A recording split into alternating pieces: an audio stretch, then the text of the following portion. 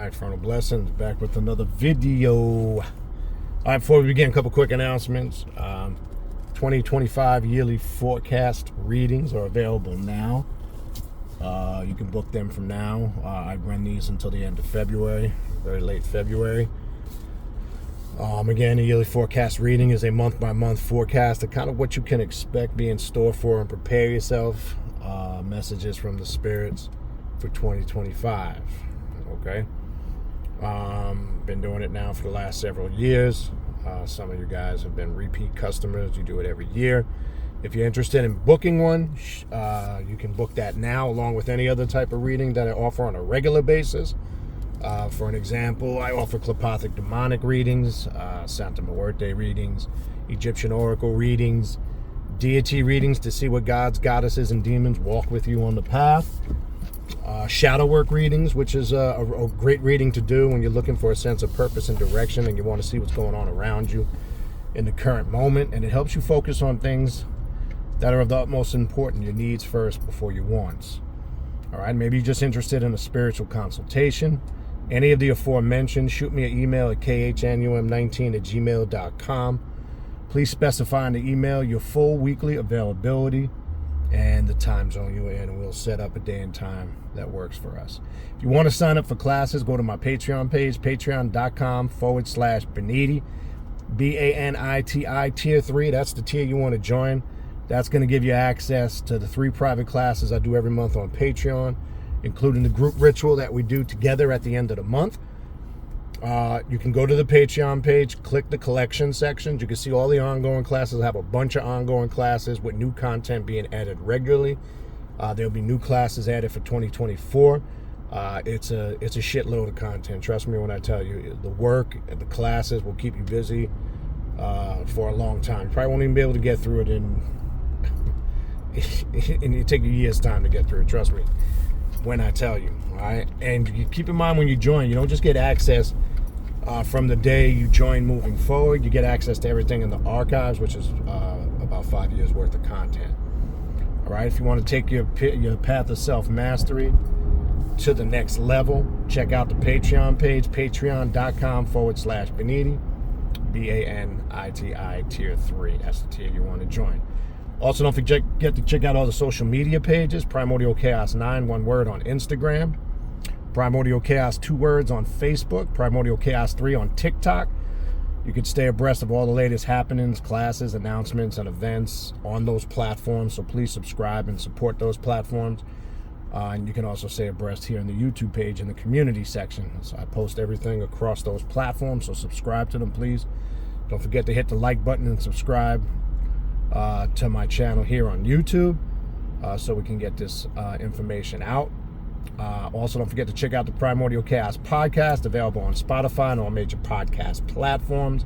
The direct link to the podcast, my contact email address, the social media pages, and the direct link to the Primordial Chaos Patreon page to sign up for classes.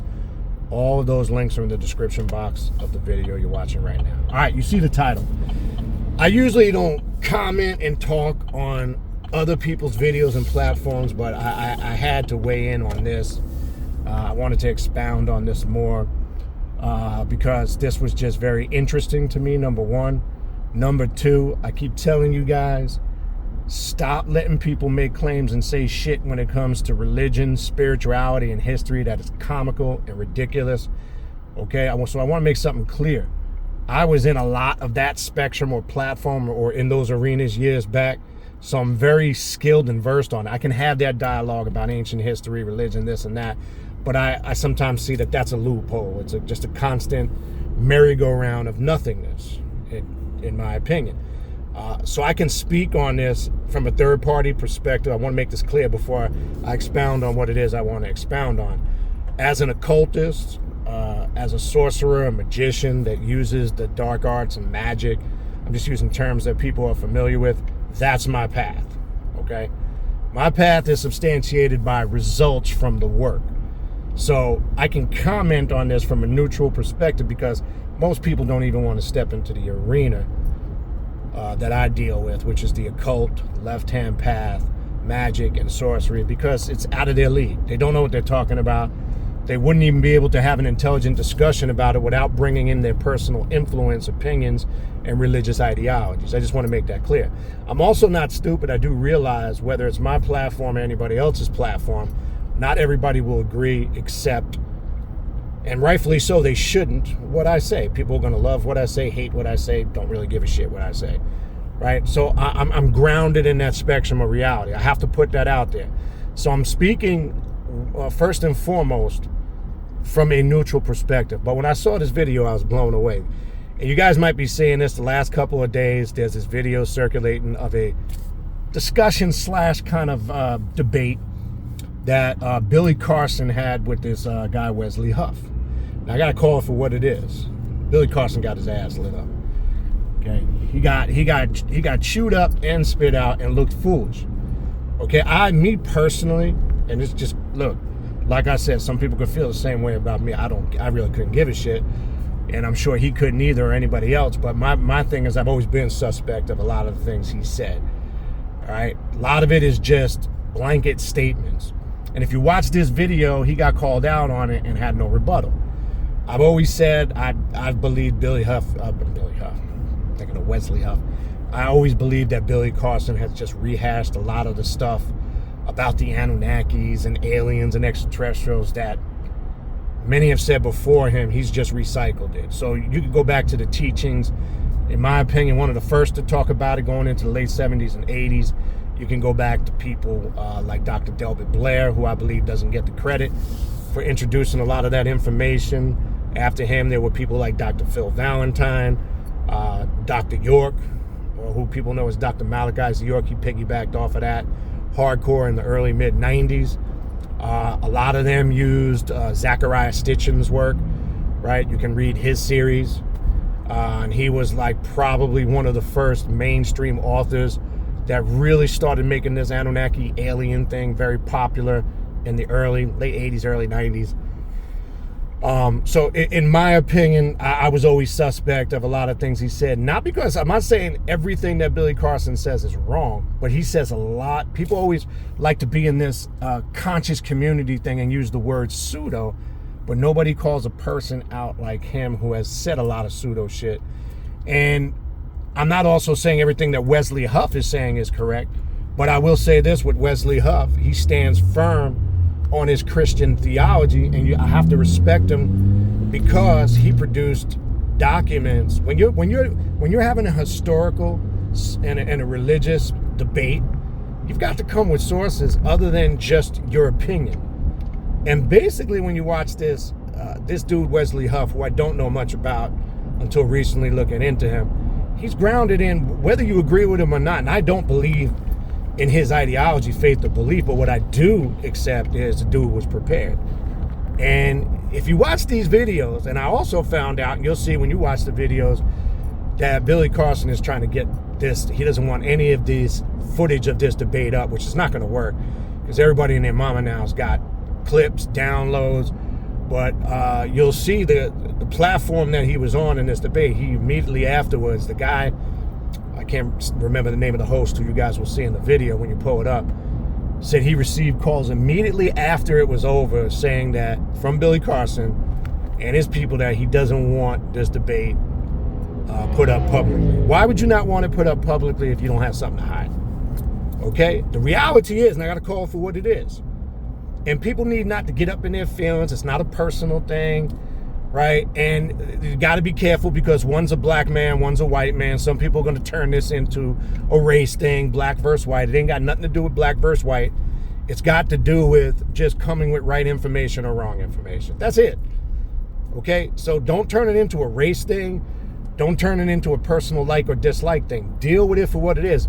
And regardless of which side you side with or favor, you can't deny the fact dude got his ass chewed up. Okay?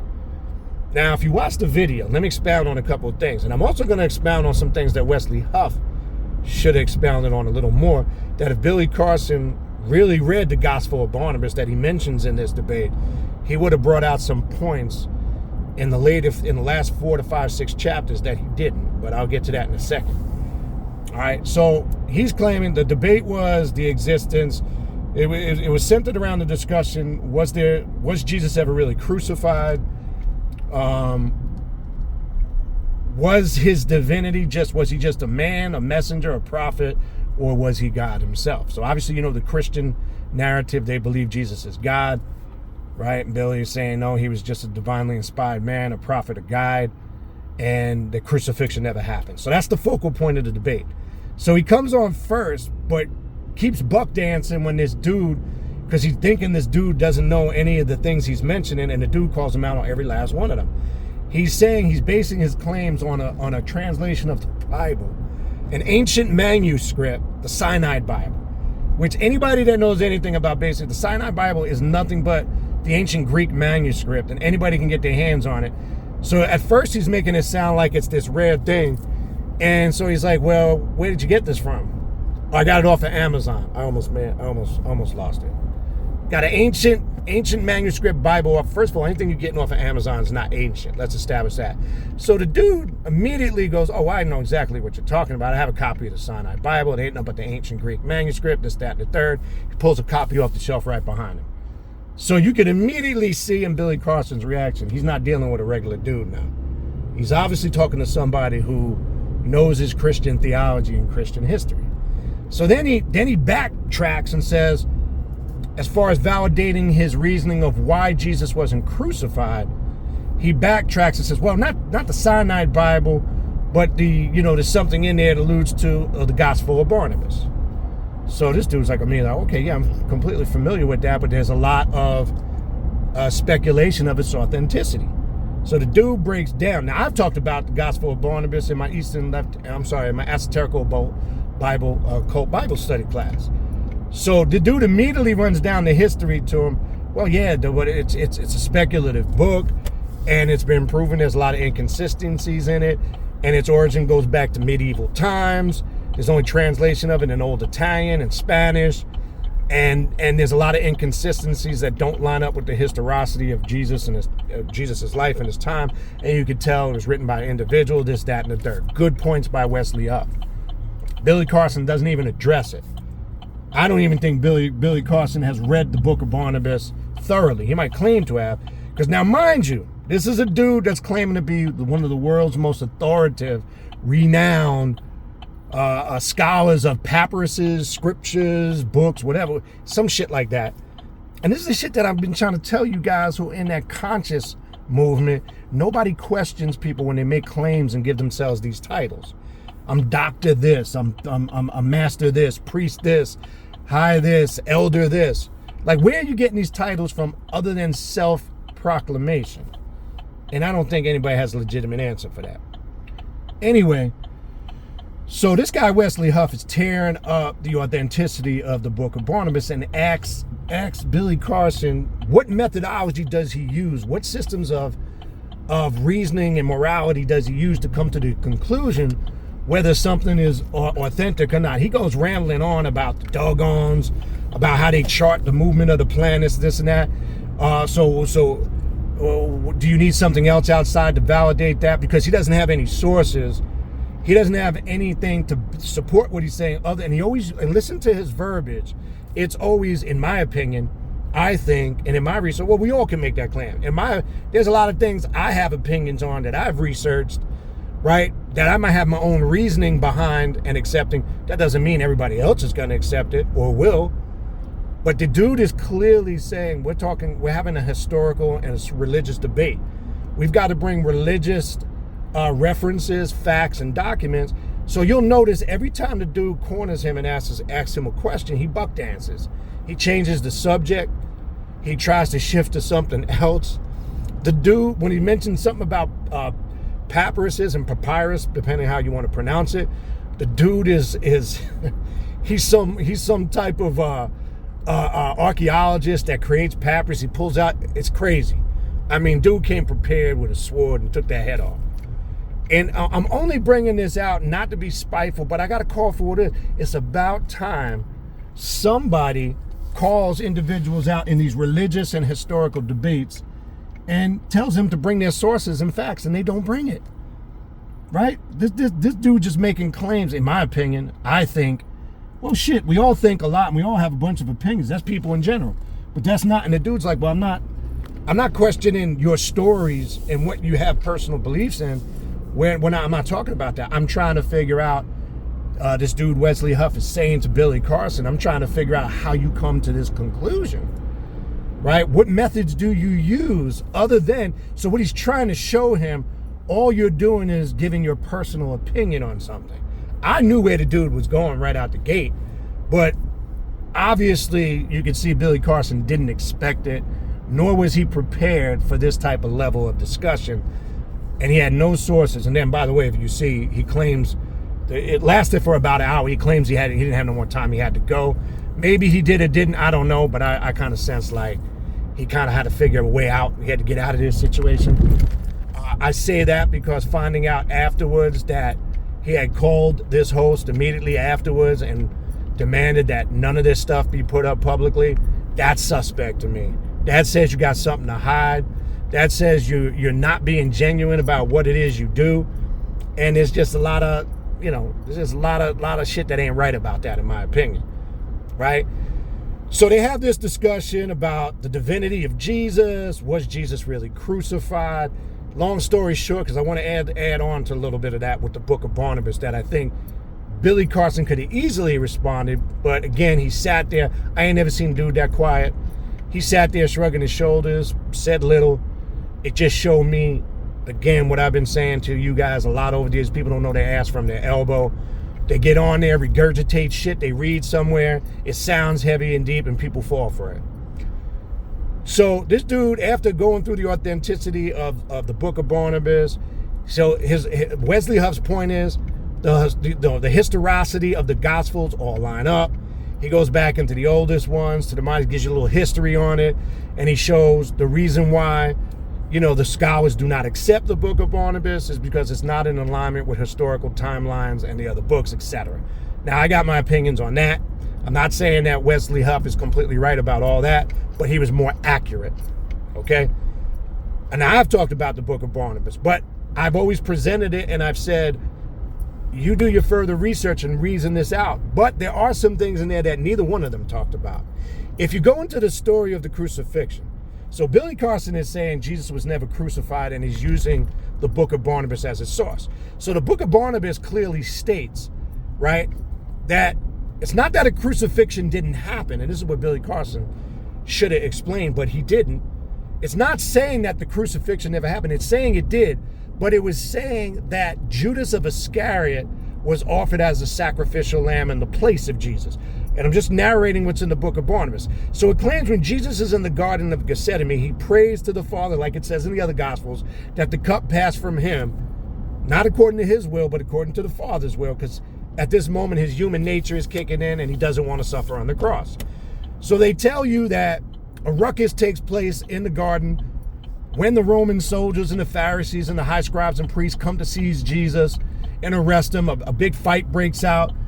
Jesus runs and hides into this gardener's shed. And then in that moment, like in the book of John, in the Gospel of John, it says when they seized him, they all fell back and they saw a great light.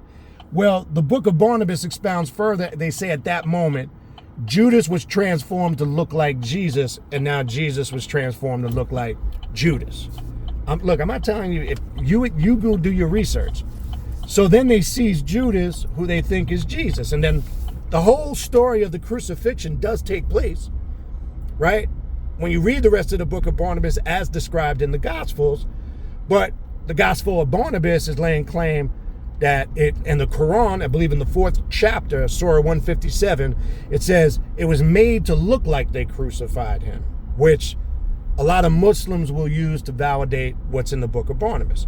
So Muslims also believe a crucifixion took place. Some Muslims don't believe it was the actual Isa or Yeshua. It was made to look that way because of this story read in the Book of Barnabas. Not all Muslims accept that, but a lot do. Okay, I'm telling you this from my past experience in those arenas. So then the question would come in, well, what about the resurrection?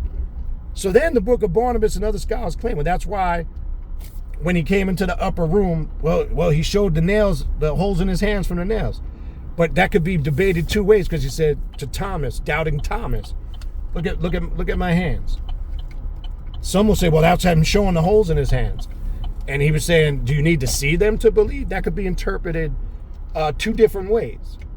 I'm just saying, I'm not taking either side, but I'm presenting arguments for both sides to discuss that were not discussed about the actual crucifixion. If we're talking about using Barnabas as the relevant source to back up one side saying historically it's not accurate, and then the other side saying that's what I'm using to validate my argument.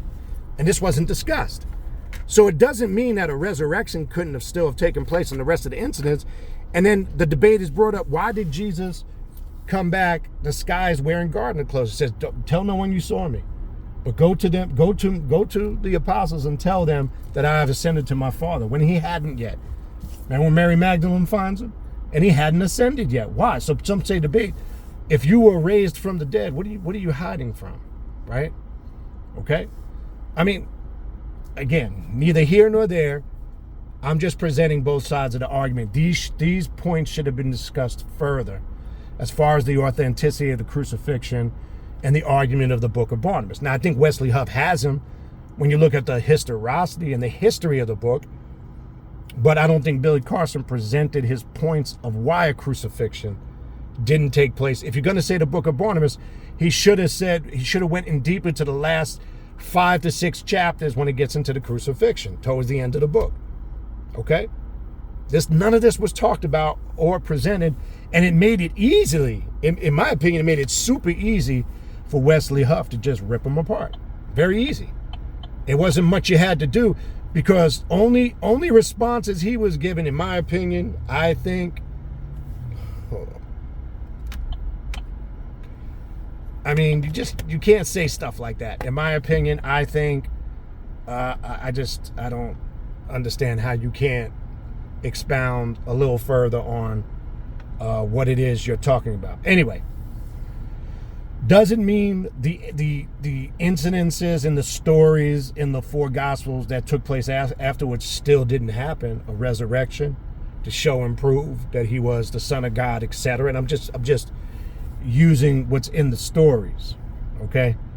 But this is a classic example of what I've been saying for years. Nobody questions these people when they come out and lay claim to being. You can't make claim. Let me tell you this. To Billy Carson or anybody else, you can't make claims to be the world's most renowned scholar. Do you know what you're putting yourself up against when you make that claim? Because a real one like this dude, Wesley Huff, who I know nothing about until recently, will come out and if you watch the video, anything Billy said, just scroll. And then Billy, he pulls out some other ancient, Billy goes, yeah, I got that one at home. Okay. Is that just to cover your ass to make it sound like, I mean, this dude, anything Billy Carson said, this dude turns right behind him and grabs off the shelf and refutes what he's saying. And all the questions and all the points that were brought up, he never directly answers this guy Wesley Huff's questions. Now, mind you, why I'm pointing it out, this is a dude that's claiming to be the world's most renowned scholar. You've said this many times. I've seen it on a ton of videos. I've seen it on clips of tablets, papyruses, text, ancient texts, manuscripts. Do you realize what category and spectrum you're putting yourself in? Do you realize what you're exposing yourself to be scrutinized? Even though I diligently study the scriptures, the Quran, ancient texts, and I would never come out and make a statement like that, because I'm more about reasoning things out, right? To show people our spirituality, because when you deal with the realm of the occult or the left-hand path, metaphysics or esoterical doctrine, it supersedes all that religion stuff. So as I said in the beginning of the video, certain people won't get into that discussion, because certain people can't prove any of their points without using a Bible or a holy text or a Quran or whatever, right? So this is why, like I said in the beginning of the video, I'm viewing this and I'm commentating on this from a third-party perspective. Not taking anybody's side, but also being clear. I got to be clear. If I had to honestly judge the debate as a referee or a judge, I got to give it to the dude, Wesley Huff, beyond a shadow of a doubt. And I know there's going to be some people who come across that video and watch it and they're going to turn it into a race thing. So it's going to, oh yeah, you see, that's just another white dude trying to discredit a black man. No, let's not make this about race. Let's make this about skill, being correct, individual who did their diligent research and presented their sources, and the individual that's not. It ain't got nothing to do with black or white. But there's going to be both sides. There's going to be white people turning it into a black or white thing, and black people turning it into a black/white thing. But nobody puts these people on the hot seat, questions them. All these people that come forward to claim to be these spiritualists and religious scholars and elders and priests and doctors and this, that, and the third. Okay? I would encourage you to watch it. Look, he was able to get it dumbed down for a few days. This debate happened, I believe, about a week ago. But now that clips are sourcing everywhere, the whole debate is popping up. There's another dude on the internet called Vocab Malone. He calls himself the street apologist. He's a Christian. He's a good debater, though. He's always debating the Hebrew Israelites and the Muslims. And again, I don't agree with everything he says, but again, I don't care if you're a Hebrew Israelite. Like I also respect another brother who's a black Hebrew Israelite, Captain Tazariak, because he comes prepared. I respect these brothers, these sisters, these human beings in general, that they might have their own religious faith or belief, but they come right, they come solid. They may not have all the facts and the information, but I respect the dude like Captain Tazariak. I don't agree with everything he says. I respect the dude like Vocab Malone. Same thing. You know, I respect these dudes that come prepared. Wesley Huff, same thing. I respect the man because they're firm and they're really grounded into what they believe is the truth. I'm not saying it still makes it right, because you know where I stand. I'm grounded in my truth. I don't give a fuck what anybody says, right? And I will have a discussion, debate, and I will entertain any dialogue or conversation intelligently where we can all reason these things out and have intelligent conversation. That's how we could all grow. Because the reality is, I fully grasped years ago, we're all not going to agree with each other, so throw that shit out the window. So if you think that one day we're all going to wake up and be unified, you're fooling yourself. So as long as we're humans walking this planet, we're all going to have our opinions, our systems of spirituality, and some religious beliefs, some more personal beliefs grounded in facts and personal experience. All right? So I want to throw that out there, because that's what it truly means to come from a neutral or a third party perspective. But I just want to reiterate, man, you guys got to start questioning. When I say call out, I'm not talking about bash them and insult them on a personal level. And I wouldn't do that to either one, whether it was Wesley Huff or Billy Carson. But call them out on the statements that they're making. Ask them questions based on these claims that they're making. Like, as I said before, Billy Carson has made a lot of claims about extraterrestrials and the Anunnaki that, yes, could be possibly true, but just come out and say, that's your own personal experience. But there's a lot of people like him that make these statements as if it's the unprecedented 100% truth, and it's not. Okay? I haven't heard, when it comes to that whole spectrum of the Anunnaki and extraterrestrial, I haven't heard anybody really say anything new. I hear a lot of people rehashing shit and putting their little spin on it and their interpretation. There's a gang of people on the internet doing that in the last 10, 15 years. You can pull up a gang of them, just Google it. I mean, many people will come up in that spectrum, right? But the reality is, you got to make it clear when you're making a statement. And when we deal with the occult, the left-hand path, and spirituality, what do we always say, right? A lot of things we experience on this path in the spirit realm, when you vibrate and you have a higher understanding outside of person, place, or thing, it becomes subjective in nature. So the only person that can be in agreement with your subjective experience is an individual who has had like experiences. And nobody that has had similar or like experience should accept anything. And I've stood by that concept from day one. Okay, that's my point. I told you guys, look, man. I said in last year's end of the year class, 2023 going into 2024, and I'm going to even expound even harder on it this year. I told you guys, a lot of people are going to start getting exposed for their bullshit. whether it's the entertainment industry, the sports world, spiritual world, and I've already mentioned it, and I'm gonna go more in detail in that class. I said this in 2025, it's gonna be more focused on us and the spirit world. A lot of people who are on this path of self-mastery, and that's why I call it's a path of self-mastery. A lot of people who are faking the funk when it comes to the occult and the left-hand path, they'll be exposed this year. Trust me when I tell you, in the upcoming 2025. A lot of these people who are on the internet fronting, faking the funk, as we like to say back in the day, they'll be exposed. So now it's going to transition. It's not just going to be the entertainment world, because people always talk about whether religious people will say and the Muslims will say all falsehood will vanish and truth will prevail. Christians will say the same thing, the truth. Well, they're right about that. The truth will prevail. And I've always said, going back years ago, okay, you can fake the funk on who you think you are, who you want to present yourself to other people, but the reality is, at the end of the day, who you really are is going to come to the surface one way or the other. So you could pretend you're somebody you're not. You could come on and, like I say, you could have the right lingo, the look, hotep, alafia, ashe, assalamu alaikum, shalom, all that shit. Grand Rising family, all that shit. And look the part and dress the part. There's only so long that shit's gonna hold up. Okay? So my point is simple. Start questioning these motherfuckers, giving themselves titles, priestess, elder this, a doctor this, the world's renowned this, and then making ridiculous claims with no substantial evidence or proof. Start questioning these people.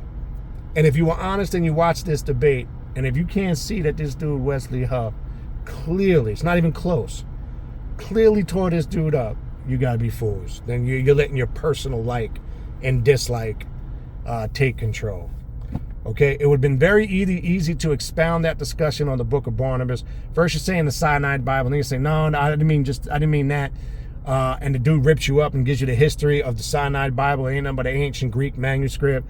I got a copy of it. He's going through the history of it. He's breaking down how he creates papyruses himself. He's been to Egypt, this guy, Wesley Huff. So, dude, you're talking to somebody that's been there, done that, got the t-shirt. He ain't just making statements. And I'm always big on listening to people's verbiage when they have a debate. I think, well, personally, in my opinion, that doesn't hold up in a debate. You can't say I think, personally, and in my opinion, because that's subjective in nature. It's personal. Say that.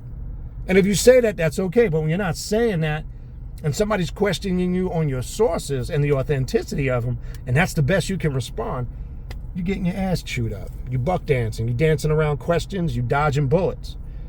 That's all it is. I just got to call it for what it is. Right? So as we move into 2025, let's not get suckered in by like what a lot of people like to call pseudo people making false claims. That shit's going to be exposed in 2025.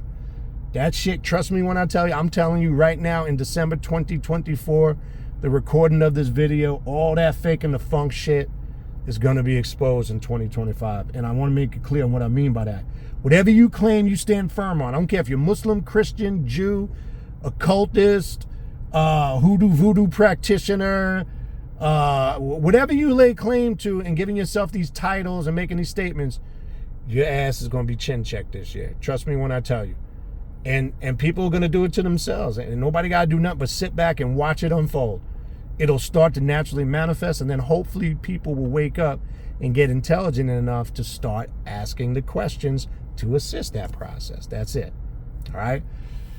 Other than that, that's all I got. Hopefully this video was helpful. Hopefully it gave you more insight into things. Check out the video. Just Google. It'll come right up. If you Google Billy Carson versus Wesley Huff, just Google it in YouTube. It comes right up. Formulate your own opinion. See what you think. All right? You'll see. I would look at Vocab Malone's video and this other dude. I can't think of his name right now. He did a good 11 minute and 23 second video of the key points if you want to watch a real quick summarization of it. Vocab Malone, he did part 1 and it's about 1 hour and 48 minutes, and he's commentating on the whole discussion. That's a bit longer. There's others, but I found those two to be the most. I'll probably check out some more when I get some free time, But just Google Wesley Huff versus Billy Carson. It'll come right up. Formulate your own opinion. Tell me what you think, right?